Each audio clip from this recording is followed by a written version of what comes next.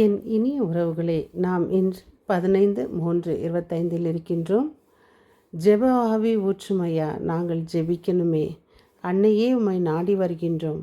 இன்றைய சங்கீத தொடர்ச்சி 74, 22, 23. இன்றைய வாசகம் திருச்சட்ட நூலிலிருந்து 26, 16, 19. இன்றைய தூய நற்செய்தி வாசகம் மத்தேயு 5, 43, 48.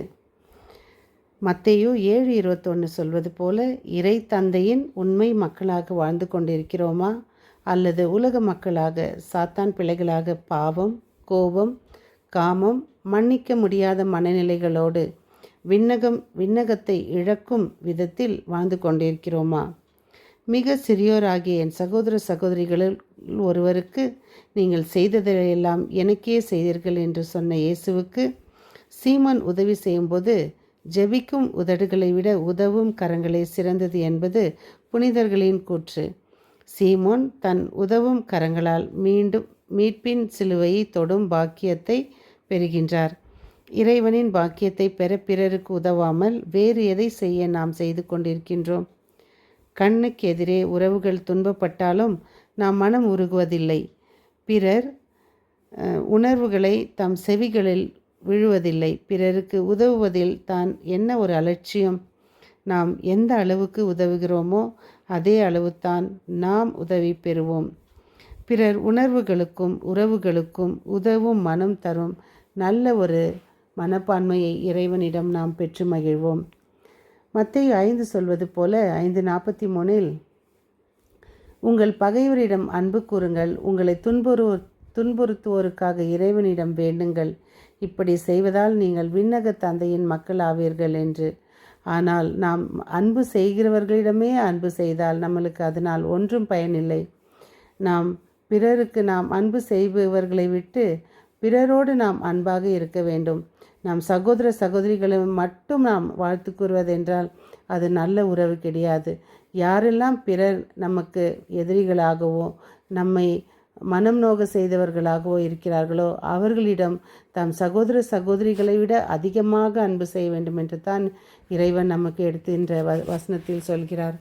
இதோ அன்பு இறைவா, எங்களுக்கு நல்ல உள்ளங்களை தாரும். இணை சட்ட நூலிலிருந்து அவருடைய கட்டளைகளை கடைபிடிப்பதில் கருத்தாய் இருந்தால் அவர் கூறியபடியே நீ அவருக்கு சொந்தமான மக்களினமாய் இருப்பாய் என்றும், அவர் உருவாக்கிய எல்லா மக்களினங்களிலும் புகழிலும் பெயரிலும் இருப்பாய் என்றும், அவர் உருவாக்கிய மாட்சியில் உன்னையே உயர்த்துவார் என்றும், அதனால் உன் கடவுளாகிய ஆண்டவரின் தூய மக்களாய் நீர் இருப்பீர் என்றும் ஆண்டவர் நமக்கு இன்று வாக்களித்தது போல, இதோ எங்கள் ஜெபங்களை கேளும், எங்கள் பாவங்களை மன்னியும், துன்பங்களிலிருந்து எங்களை மீட்டருளும். நாங்கள் மீண்டும் மீண்டுமாக இறைவனை விழ செய்கின்றோம், அதற்கு எங்கள் பாவங்களே காரணம், எங்களை மன்னியும்.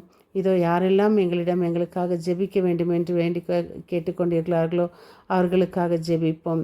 இதோ எக்ஸாம் எழுதி கொண்டிருக்கும் அனைத்து மாணவ மணிகளுக்காகவும், விசேஷமாக +2 எழுதி கொண்டிருக்கிற அனைத்து மாணவர்களுக்காகவும் ஜெபிப்போம். அவர்களுக்கு ஆண்டவர் உலக பிரகாரமான ஞானத்தில் நிறைத்து நல்ல ஒரு சிந்தனையை தந்து அவர்கள் படித்ததை அவர்கள் அதில் எழுதி வெற்றி பெற அவர்களுக்காக ஜெபிப்போம். நோய் உற்றவர்களுக்காகவும், கர்ப்பிணி பெண்களுக்காகவும், சுகப்பிரசவத்துக்காகவும், குழந்தை பாக்கியம் இல்லாதவர்களுக்காகவும், குடும்பங்களில் பிளவு உண்டாக்கப்பட்ட அந்த அசுத்த ஆவிகள் மிரண்டு ஓடுவதற்காகவும் ஜெபிப்போம். பிரிந்த குடும்பங்கள் ஒன்று சேர்வதற்காகவும் ஜெபிப்போம். சகோதர சகோதரிகளுக்குள் ஒற்றுமை உணர்வு வளர ஜெபிப்போம். இதோ இந்த மன்றாட்டை கேட்டருளும் எங்கள் ஆண்டவராகிய இயேசு கிறிஸ்துவே, இதோ அன்னை மரியிடம் மூலமாக இதை உமக்கு சமர்ப்பிக்கின்றோம். இன்று சனிக்கிழமையாக அன்னைக்கு ஒப்பு கொடுக்கும் இந்த நன்னாளில் நாங்கள் அன்னையின் பாதத்தில் இதை ஒப்பு கொடுக்கின்றோம். அன்னை மரியா உங்களிடம் இதை சேர்க்கும்போது நாங்கள் மிகுந்த நிறை மகிழ்வை பெறுவோம் என்று நம்பி இதை முடிக்கிறோம். எங்கள் ஜீவனுள்ள நல்ல பிதாவே, ஆமீன். மீண்டும் சந்திக்கும் வரை உங்கள் அன்பு தோழி.